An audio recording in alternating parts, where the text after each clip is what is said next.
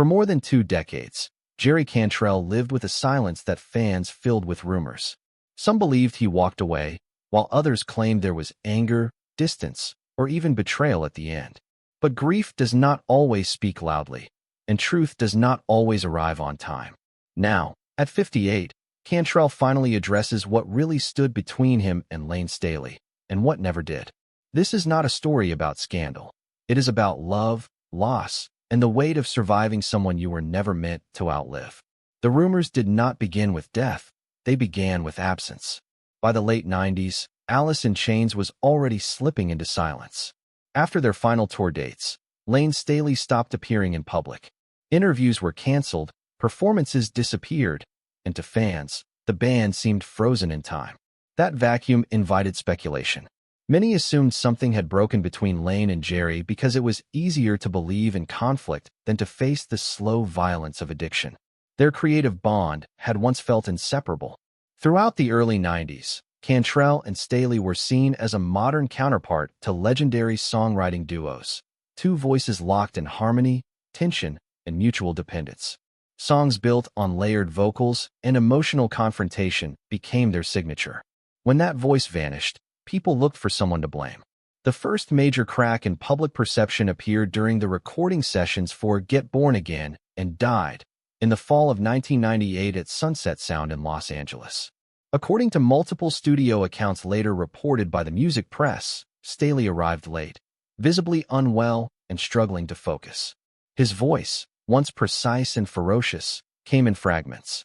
Cantrell, known for discipline and structure, reportedly lost his composure during one session and walked out. That moment became myth.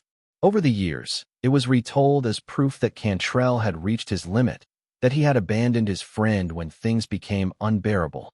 The truth was far less dramatic and far more painful.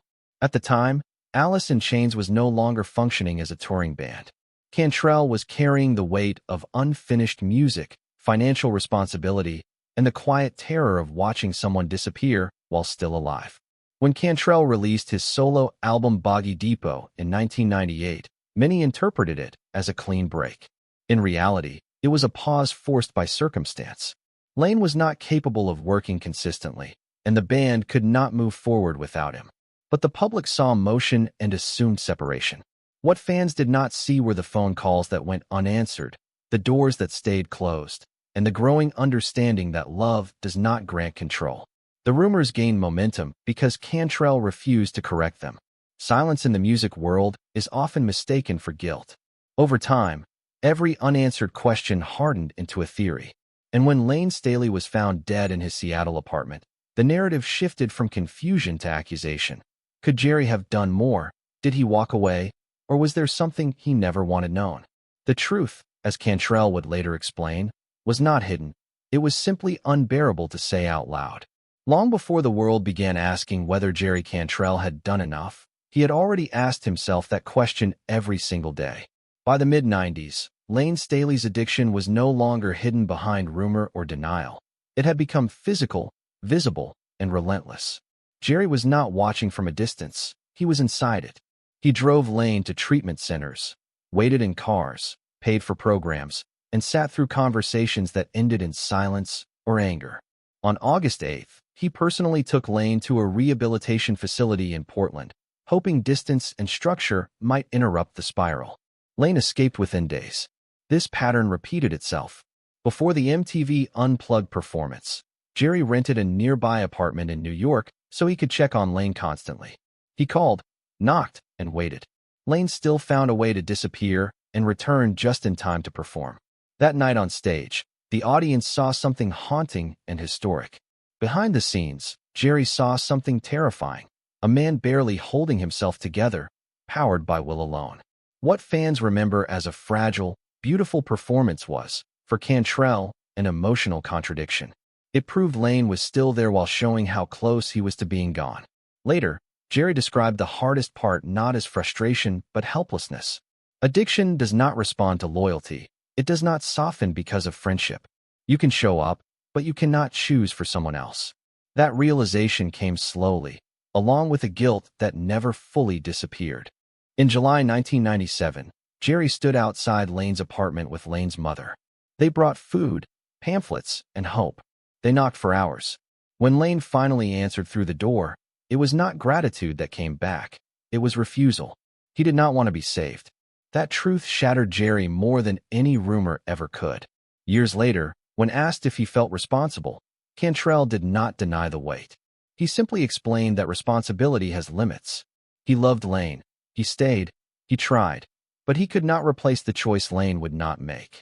This is the part of the story that rarely fits headlines. There is no dramatic betrayal, no sudden abandonment, only exhaustion, fear, and the slow acceptance that being present does not guarantee an outcome. The rumors say Jerry walked away. The truth is more brutal. He stayed until there was nowhere left to stand. After Layne Staley was gone, the questions only grew louder. Among the many rumors, one refused to fade. The story that Layne had recorded a final piece of music meant only for Jerry. A demo, a goodbye never released. The tale spread in fragments, growing more detailed with every retelling. According to one version, Layne entered a Seattle studio late at night, pale and shaking, recorded a short acoustic song in a single take, and left it behind to be sent to Jerry. The idea was irresistible to fans desperate for closure. Cantrell never denied that Layne left things behind, but he refused to turn private memory into public evidence. When asked directly, his answer was measured and final. Some things would never be revealed because they belonged to him and Layne alone. What he did confirm was smaller and somehow heavier. Layne had left voicemails, short musical ideas, fragments of thought. One message included a brief riff and a simple line. "I think you're going to like this." Jerry kept that recording locked away, not as a relic, but as a voice that still spoke when the world was quiet. His refusal to share details frustrated some fans, but it revealed something deeper about his grief. He never treated Layne as mythology. He treated him as a person. And people are not meant to be archived for strangers. From late 2001 into early 2002, Jerry called Layne almost every day. Most times, the phone rang until it stopped. Once, Layne answered, his voice weak, distant, but familiar. He told Jerry not to worry, that he was fine. Jerry knew it wasn't true, but he also knew there was nothing left to say that hadn't already been said. There was no secret feud, no final argument, just unfinished conversations and memories.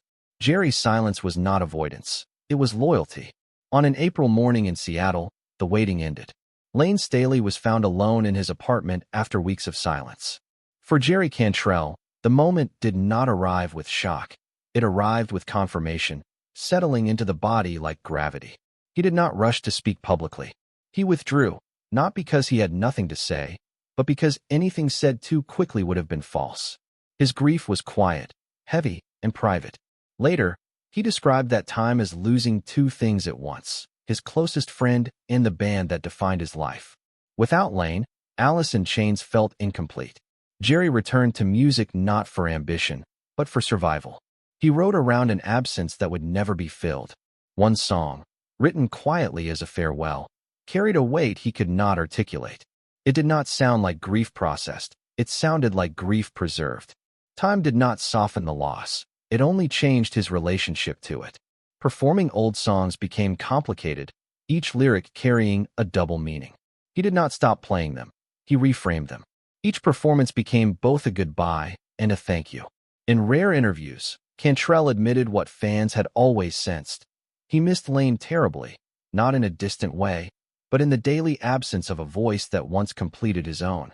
Surviving someone you love carries its own kind of guilt, and Jerry never denied it. He did not claim peace, only a responsibility to remember honestly. He did not move on. He moved forward with Layne still present in the work, the choices, and the silence between them. When people say Jerry Cantrell finally confirmed the rumors, they expect a revelation, a hidden conflict, or final confession. Instead, he reframed everything. He explained that he and Layne were never mirrors of each other. Their bond was built on tension, contrast, and mutual respect, and that difference was the source of their sound. He acknowledged the pain, the frustration, and the fear of the later years, but made one point clear: there was never abandonment. What looked like distance was simply the limit of what one person could do for another. He admitted there were difficult sessions and moments when addiction halted everything, But he rejected the idea that those moments defined their relationship. They were symptoms, not the cause. Most importantly, he confirmed that he never stopped carrying Layne creatively. Even in his solo work and new eras of the band, Layne's presence remained, not as imitation, but as tradition.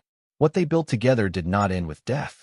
There was no secret feud, no final rupture, just a quiet, heavier truth. Two people built something real. One could not survive his illness. The other survived carrying the weight of both.